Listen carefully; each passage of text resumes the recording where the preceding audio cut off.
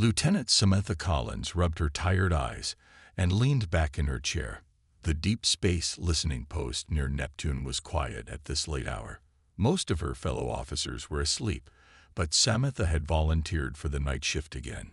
She enjoyed the peaceful solitude among the stars. The monitoring equipment hummed softly as it scanned countless frequencies, searching for any signals from Earth's distant space probes or from potential intelligent sources beyond our solar system.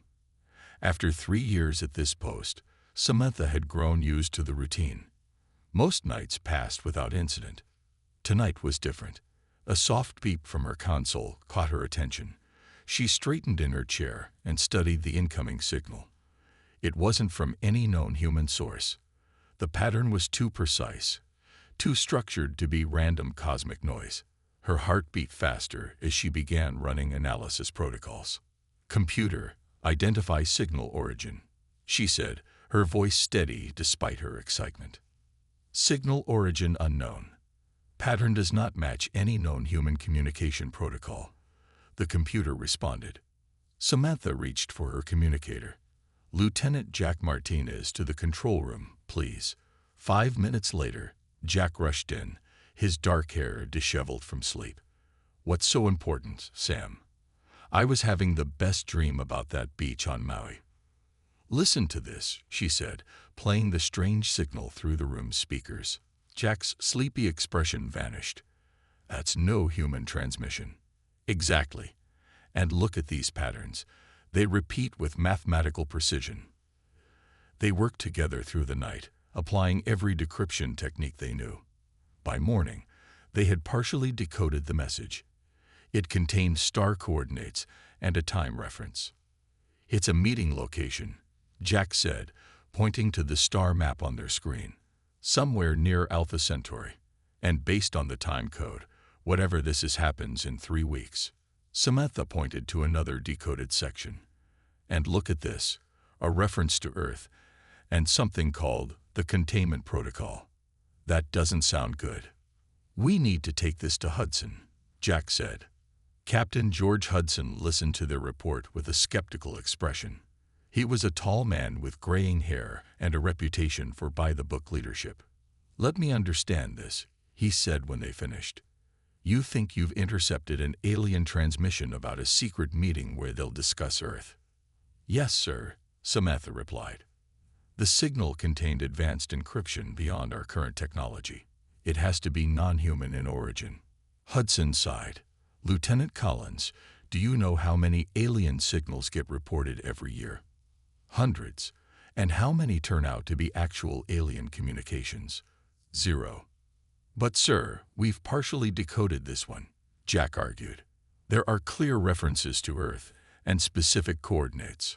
"What it probably is," Hudson continued as if Jack hadn't spoken, "is a secret transmission from one of our own classified projects, or maybe the Chinese or Russians testing new communication methods." Samantha shook her head. "Sir, with respect, this uses principles that don't match any human encryption. And the coordinates point to a region of space where we have no known installations." Hudson stared at them for a long moment. "I'll forward your findings to command. But don't get your hopes up. And don't discuss this with anyone else. That's an order." After Hudson left, Jack turned to Samantha. "He's not taking this seriously." "No, he's not," she agreed. "But I saw his face when we showed him the decoded sections. He recognized something." "What do we do now?" Samantha looked at the star coordinates blinking on their screen. "We keep working. We decode more of the message. And we prepare for the possibility that humanity might be facing something completely unknown. And if Hudson buries the report..." Samantha's eyes hardened with determination. "Then we find another way to get the truth. Earth deserves to know if we're being discussed by whatever sent this message."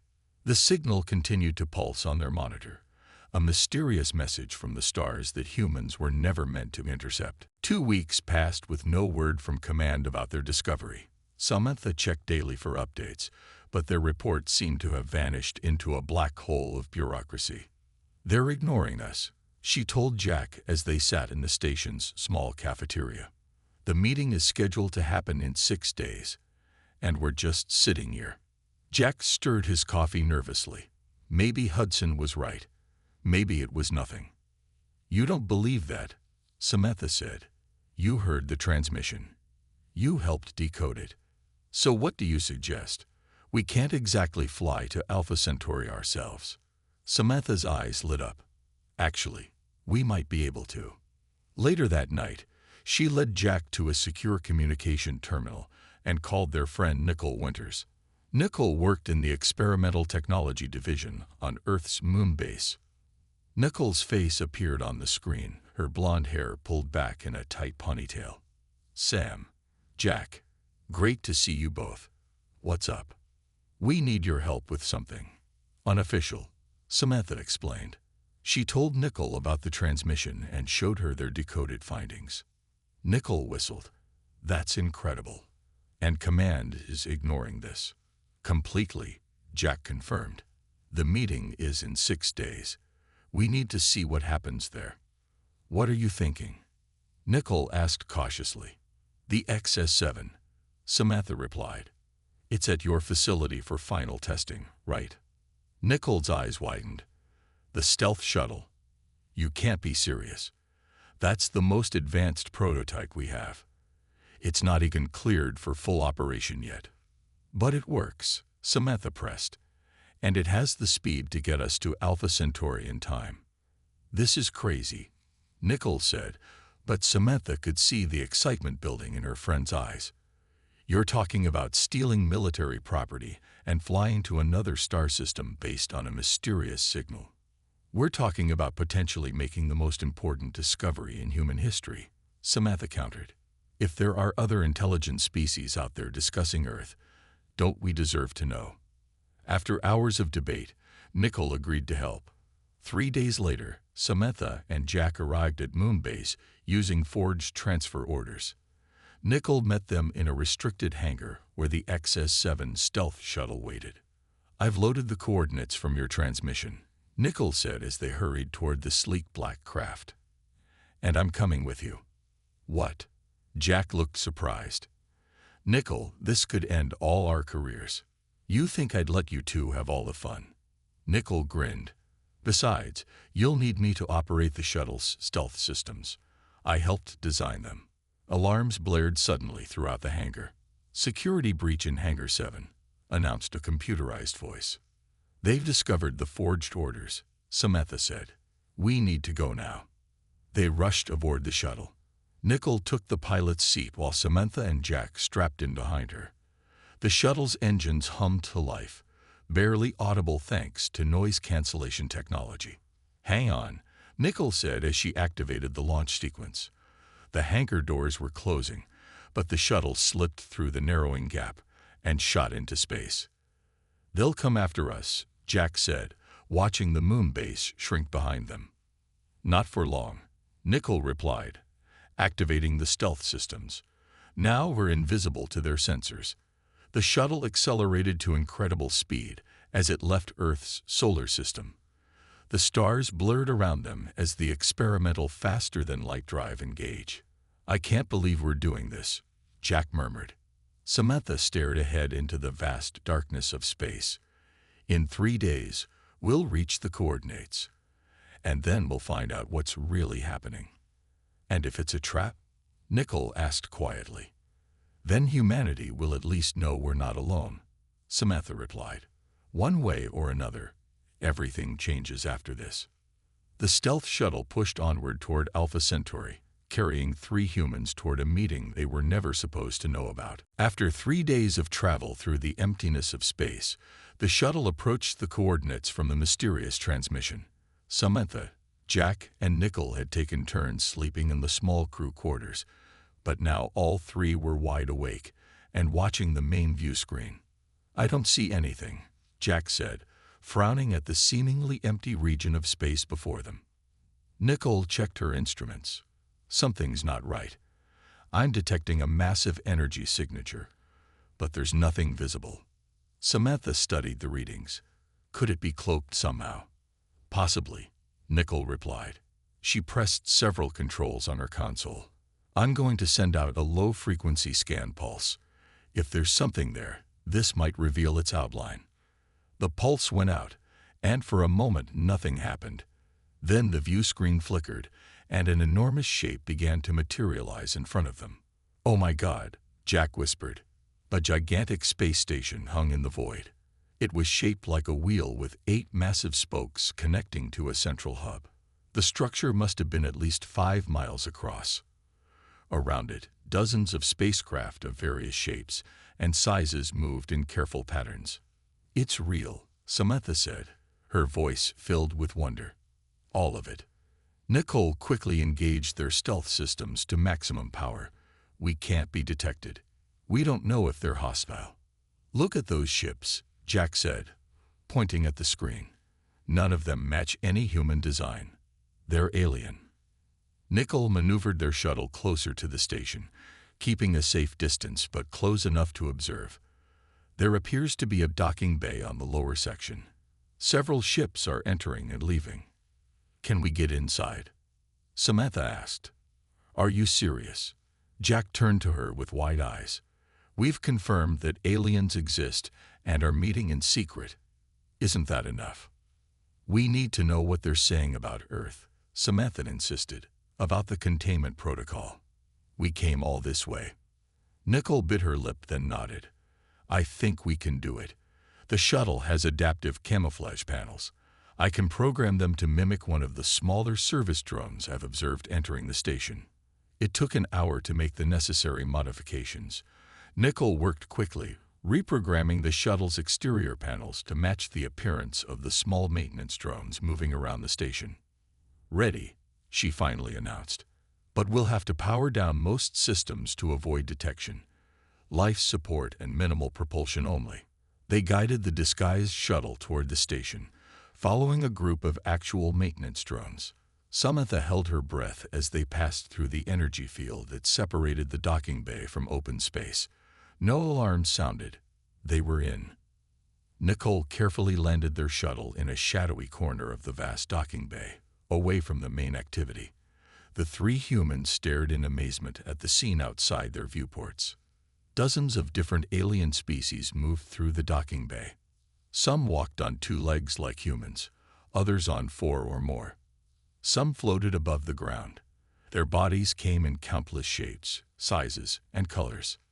"We need to get closer to wherever the meeting is happening," Samantha said, finally breaking the stunned silence. "How?" Jack asked. "We can't exactly walk out there."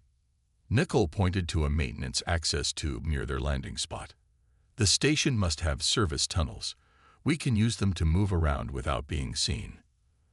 They put on their spacesuits, not knowing if the station's atmosphere would be breathable for humans. Jack grabbed a portable scanner to help navigate. "This is completely insane," he muttered as they prepared to leave the shuttle. "Keep your communicators on at all times," Samantha instructed. "If anything goes wrong, we run back here immediately." They slipped out of the shuttle and quickly moved to the access tube. The door opened easily, revealing a narrow tunnel that extended deep into the station. "Here we go," Samantha whispered as they entered. "Let's find out what the galaxy has been saying behind humanity's back." The maintenance tunnels twisted through the space station like a maze. Samantha, Jack, and Nicole moved carefully, stopping whenever they heard sounds ahead. Jack's scanner helped them navigate toward the center of the station, where the meeting was likely taking place. "According to these readings, there's a large chamber up ahead," Jack whispered. "Lots of life signs." They reached a ventilation grate overlooking an enormous circular room. Below them, hundreds of aliens sat in tiered seats facing a central platform. The chamber reminded Samantha of the United Nations on Earth, but far larger and filled with beings from across the galaxy. "We need to record this," Nicole said, activating a small camera on her suit. A tall, thin alien with pale blue skin and large silver eyes stepped onto the central platform. When it spoke, a field of energy rippled around the room, and somehow the humans could understand its words. "The Galactic Council is now in session," the blue alien announced. "I, High Administrator Zorix, welcome representatives from all member civilizations. Today we discuss several matters of importance, including the ongoing situation with planet Earth. Samantha, Jack, and Nickel exchanged shocked glances. First, a report from Observer Krell regarding the Earth Containment Protocol. Zorix continued. A bulky, reptilian alien rose from the front row. Thank you, High Administrator. My team has monitored Earth for the past 50 cycles. The humans continue to advance technologically at an alarming rate. They have established bases on their moon and neighboring planet. Their primitive spacecraft have now reached the edges of their solar system. Murmurs spread through the chamber. How long before they develop faster than light travel? Asked a small, insect-like being. At current rates, less than 20 Earth years, Krell replied. The chamber erupted with concerned voices. Order, Zorix commanded. We will hear all viewpoints before deciding. A new alien stood up. It had 4 arms and deep red skin. I am Commander Vrax of the Arcturus hegemony. I have studied human history extensively. These creatures are dangerous. They wage constant wars against their own kind. Their entertainment glorifies violence. Their nations stockpile weapons that could destroy their entire planet. Imagine such beings loose in the galaxy. Many aliens nodded in agreement. What do you propose? Asked Zorix. The containment protocol has worked for centuries, Vrax replied. I propose we extend it for at least 500 more Earth years. Additionally, we should consider more aggressive measures to slow their technological advancement. Nicole gasped softly, and Samantha placed a warning hand on her arm. Another alien rose. This one appeared almost humanoid, with shimmering silver hair and gentle features. I am Ambassador Lyra of the Sirius Federation. I speak in defense of humans. Surprised murmurs filled the chamber. Yes, humans can be violent and unpredictable, Lyra continued.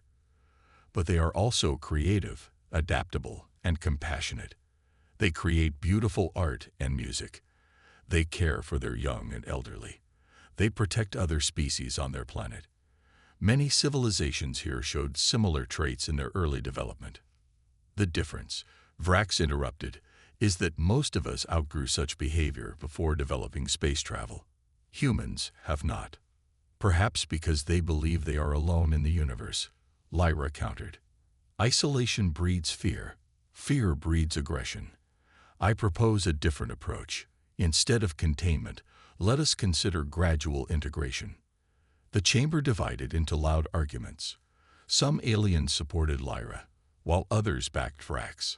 From their hiding place, the 3 humans watched in stunned silence. They've been watching us all along, Jack whispered, keeping us contained. And interfering with our development, Nicole added, pointing to her scanner which was picking up fragments of conversation about technological suppression. Samantha's mind raced. Earth needed to know about this, but how could 3 humans possibly make a difference against a galactic civilization that had been manipulating humanity for centuries? As if answering her unspoken question, an alarm suddenly blared throughout the station. Attention all personnel, announced a computerized voice. Unauthorized life forms detected in Section 7. Security teams respond immediately. That's us, Jack hissed. They found us. Run, Samantha whispered urgently. The 3 humans scrambled away from the ventilation grate and back into the maintenance tunnel. They could hear the sound of approaching footsteps echoing through the metal passageways. This way, Jack said, checking his scanner. There's an intersection up ahead. We can try to circle back to the docking bay.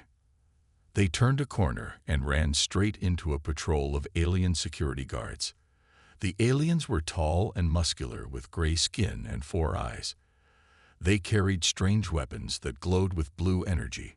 Halt, one of the aliens commanded in perfect English. Samantha, Jack, and Nickel froze, raising their hands slowly. Humans, another guard said, sounding surprised. How did they get aboard the station? The humans were quickly surrounded. The guards took their equipment and marched them through the station's corridors. Other aliens stopped to stare at the captured humans, some with curiosity, others with fear or disgust. They were brought to a small, windowless room with a single table and several chairs. The guards left them there under watch of two armed aliens. "What do we do now?" Nickel whispered. "We stick to the truth," Samantha replied. "We intercepted their transmission by accident. We came to investigate." The door opened, and High Administrator Zorix entered, followed by Ambassador Lyra and Commander Vrax. The three alien leaders studied the humans with intense interest. "Remarkable," Zorix said finally.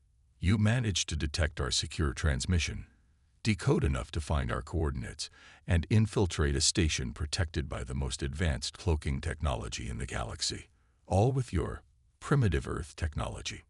"Not so primitive after all, it seems," Lyra commented with what looked almost like a smile. Vrax made a harsh sound. "This proves my point. Humans are dangerous. They should never have been able to do this." "We just wanted to know the truth," Samantha said boldly. "You've been watching our planet, talking about our future, deciding our fate without our knowledge or consent. As we do with all pre-integration species," Zorix replied calmly. "It is standard procedure." "You've been holding us back," Nickel accused. "I heard your people talking about technological suppression." Vrax stepped forward angrily. "To protect the galaxy. Your kind are not ready for certain technologies." The door opened again, and a new figure entered. Samantha gasped in shock. "Captain Hudson." George Hudson walked into the room, no longer wearing his Earth military uniform. Instead, he wore a sleek gray outfit, similar to what many aliens on the station wore. "Hello, Lieutenant Collins," Hudson said. "Lieutenant Martinez. Dr. Winters. I'm impressed you made it this far." "You're working with them?" Jack asked, his voice filled with disbelief. Hudson nodded. "For 20 years now. I'm part of Starwatch, a secret Earth organization. We've known about the Galactic Council since the 1960s. But you dismissed our discovery," Samantha said. "You buried our report." "I forwarded it to the right people," Hudson replied. "But you three decided to take matters into your own hands before we could properly respond." "How many humans know about this?" Nickel asked. "A few hundred," Hudson answered. "Top government officials, selected military personnel, certain scientists. We've been working behind the scenes, trying to negotiate better terms for Earth, while keeping the rest of humanity in the dark," Samantha said bitterly. "To prevent panic," Hudson explained. "Imagine telling 8 billion people that advanced alien civilizations have been watching and judging us for centuries, that they've been debating whether we deserve to join them or should be permanently quarantined." Samantha looked at the alien leaders. "Is that what you're deciding now? Our fate?" "Yes," Zorix replied simply. "And your unexpected arrival has complicated matters considerably. The Council is in chaos," Lyra added. "Your presence has forced an emergency vote on the human question centuries before it was scheduled. And I fear," Vrax said darkly, "that the outcome will not be favorable for your species." Samantha, Jack, and Nickel were brought to the main council chamber. This time, they entered through the main door rather than spying through ventilation grates. All eyes in the vast room turned to stare at the three humans as they were led to the center platform. Hudson walked beside them, flanked by several members of Starwatch, who had apparently been stationed on the council facility all along. The humans wore simple gray jumpsuits provided to them after their spacesuits had been taken away. High Administrator Zorix addressed the assembled council. "Members of the Galactic Alliance, we face an unprecedented situation. For the first time in our history, representatives of a pre-integration species have discovered our existence before the scheduled contact date." Murmurs echoed through the chamber. "The Human Oversight Committee was meant to reveal ourselves to Earth in approximately 50 years, Zorix continued. "Now, we must decide how to proceed immediately." Commander Vrax stepped forward. "The solution is clear. These humans must not be allowed to return to Earth with knowledge of our existence, and we must implement the Delta Barrier Protocol around their solar system immediately." "What's the Delta Barrier?" Jack whispered to Hudson. An energy field that would prevent any spacecraft from leaving the solar system. Hudson replied grimly. They would essentially trap humanity on Earth and our nearby planets for centuries. Samantha stepped forward, ignoring the guards who moved to stop her. Zorix raised a hand, allowing her to speak. Members of the council, she began, her voice steady despite her racing heart. I understand your concerns about humanity. Yes, we can be violent. Yes, we make mistakes, but we also learn from them. She looked around at the hundreds of alien faces watching her. You've been observing us for centuries, but only seeing what you expect to see. You've been judging us by standards we didn't even know existed. Ambassador Lyra nodded encouragingly as Samantha continued. More importantly, we've discovered evidence that some members of this council have actively interfered with human development. That's not observation. That's manipulation. Shocked whispers spread through the chamber. Vrax made an angry gesture. Preposterous. The human is desperate and lying. Nickel stepped forward, holding up a small data device. Actually, we have proof. During our time in your maintenance tunnels, we downloaded files from an unsecured terminal. Files detailing operations to suppress human scientific advancement in specific areas like faster-than-light travel. Zorix turned to Vrax with 4 narrowed eyes. Is this true, Commander? Vrax's scaled skin darkened, minor adjustments only, to ensure they didn't advance too quickly and become a threat. That was never authorized by the full council, Lyra said, her voice sharp with anger. Each species has the right to develop naturally.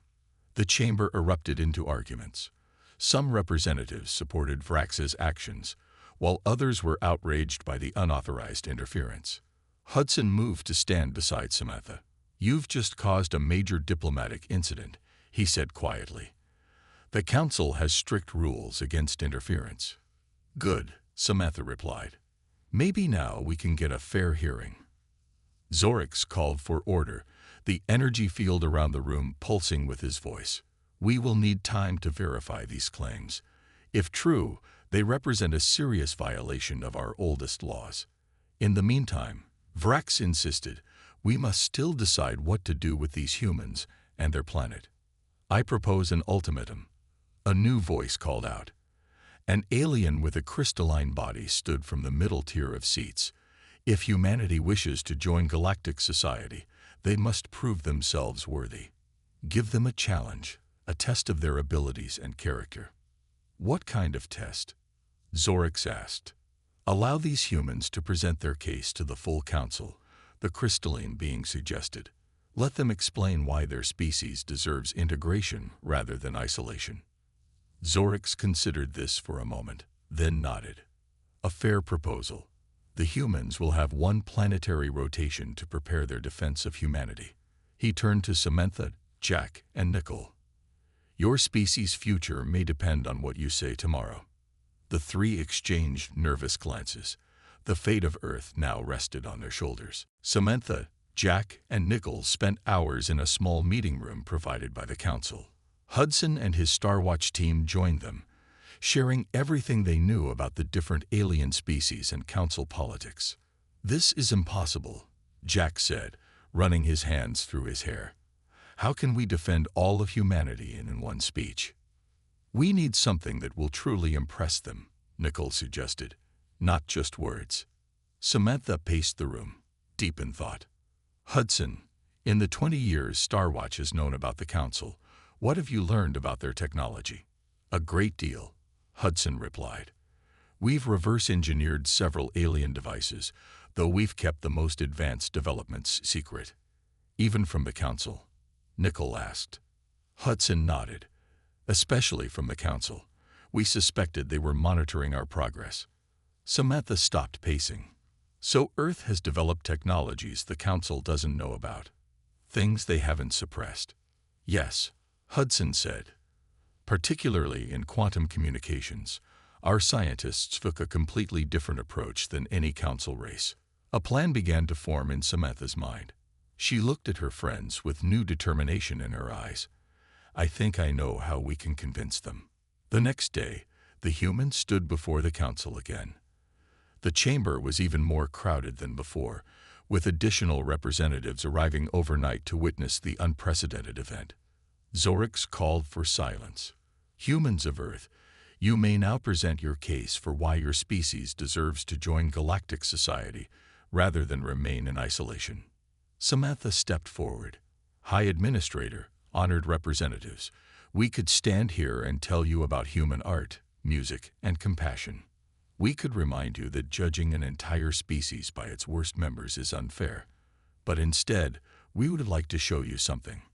She nodded to Hudson, who activated a small communication device. Admiral Franklin, we're ready. The massive view screen at the front of the chamber flickered to life. It showed an image of space near the council station. At first, there was nothing unusual to see. Then, one by one, ships began to appear, dozens of them, then hundreds. Gasps and cries of alarm spread through the council chamber. What is this? Vrax demanded, rising from his seat. An invasion. No, Samantha replied calmly. This is the Earth Defense Fleet. Ships built by Starwatch using a combination of our own technology and what we've learned from observing the council. The view screen showed sleek vessels of various sizes, all clearly of human design yet incorporating advanced technology. They formed a perfect formation around the council station. A new face appeared on the screen, a woman with dark skin and short gray hair. This is Admiral Lisa Franklin of Earth Starwatch. Greetings to the Galactic Council. Zorix looked stunned. How is this possible? Our sensors detected nothing until they decided to reveal themselves. That's because of this, Nickel said, holding up a small device, a quantum communication system that operates on principles unknown to Council science. It allows our ships to coordinate without being detected by your monitoring systems.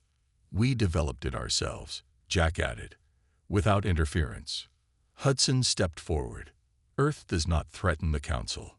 Admiral Franklin's fleet is here only to demonstrate that humanity can no longer be contained. We have already surpassed the barriers you placed in our path. Lyra rose from her seat, her expression showing what might have been pride. This is precisely why I argued for integration. Humans think differently than any species we've encountered. They find solutions where others see only obstacles. Zorix studied the fleet on the view screen, then turned to the assembled representatives. It seems we have underestimated humanity. They have proven they can no longer be kept in isolation. He faced Samantha directly. But the question remains, are you ready to join galactic society peacefully? Or do you come as conquerors? Samantha met his gaze steadily. That depends entirely on how this council votes today. Silence filled the council chamber. Zorix ordered a recess for the representatives to discuss this unexpected development. Samantha, Jack, and Nickel waited nervously with Hudson and the Starwatch team while the council deliberated. Did we push too hard? Jack whispered. Showing up with a fleet might seem threatening. It was necessary, Hudson replied. The council only respects strength. Had we appeared weak, they would have voted for continued isolation. After 3 hours, the council members returned to their seats. Zorix stood at the center platform once again. The council has reached a decision, he announced. By a narrow margin, we vote to formally recognize humanity and begin the integration process. Cheers erupted from the Starwatch members. Samantha felt a wave of relief wash over her. However, Zorix continued, raising his hand for silence. There will be conditions. Earth must agree to share its unique technological developments, particularly in quantum communications. In return, the Council will provide access to certain galactic technologies that have been previously withheld. And what about those who interfered with Earth's development? Samantha asked, looking directly at Commander Vrax. Those responsible will face justice according to our laws, Zorix assured her. The Council does not condone unauthorized interference with developing civilizations. Vrax sat stiffly in his seat, his reptilian features unreadable. Ambassador Lyra approached the humans with a genuine smile. This is a historic day. Earth will bring new perspectives to our galactic community. Admiral Franklin's face reappeared on the view screen. We accept these terms, High Administrator. Earth looks forward to peaceful cooperation with all Council species. There is one more matter, Zorix said. Your planet's general population remains unaware of our existence. How do you propose to handle this revelation? Hudson stepped forward. We have prepared for this moment for years. We will begin a carefully managed disclosure process to prevent panic or social disruption. And what of these three? Lyra asked, gesturing to Samantha, Jack, and Nicole. They were not part of your Star Watch organization, yet they discovered us on their own. Hudson looked at the three friends with newfound respect. I believe they have earned the right to help shape Earth's future in the galaxy. 2 days later, Samantha stood on the observation deck of the Earth flagship Independence, watching as the first official delegation from Earth prepared to board the Council station. Admiral Franklin had asked her, Jack, and Nicole to serve as special advisors during the integration process. How does it feel? Jack asked, joining her at the viewport. Knowing we changed human history forever. Overwhelming, Samantha admitted. A week ago, we were just monitoring deep space signals. Now we're helping introduce humanity to a galactic civilization. Nicole approached with a tablet displaying their new assignments. The Council wants us to help establish the first Earth embassy on the station, and they've requested we assist in selecting the first group of humans to visit other worlds. Are we ready for this? Jack wondered aloud. Is humanity ready? Samantha watched as ships from dozens of alien worlds moved through space around them. Some had been Earth's secret observers. Others would become Earth's new allies and trading partners. All of them represented civilizations with histories and cultures stretching back thousands or millions of years. We'll make mistakes, she said. We'll stumble sometimes, but that's how humans learn and grow. Ambassador Lyra joined them on the observation deck. The Council is waiting. Are you prepared to take humanity's first official steps into the galactic community? Samantha looked at her friends, then back at the station where the future of Earth would be negotiated. She thought of all the humans back home who still had no idea how dramatically their world was about to change. We're ready, she said with quiet confidence. And soon, the rest of humanity will be too.